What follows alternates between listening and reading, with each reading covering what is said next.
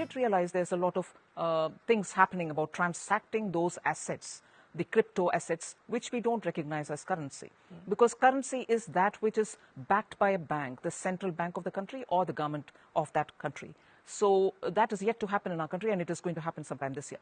But because the volumes of such transactions outside of this was fairly huge, we also wanted to be sure that, and since there was no regulatory mechanism looking at them, we wanted to make sure money is being, or value of assets being transacted.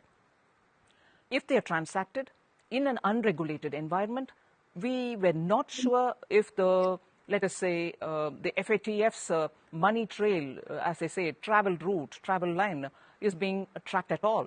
And we were not even sure as to how we can keep a trail following of these transactions which were happening. After all, these were electronic codes eventually.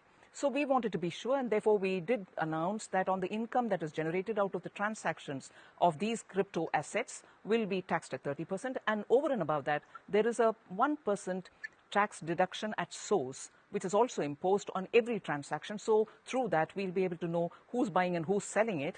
And that 1% is not an additional tax over the 30% that I've imposed. It is only reconcilable with the 30 or with any other tax the person is expected to pay.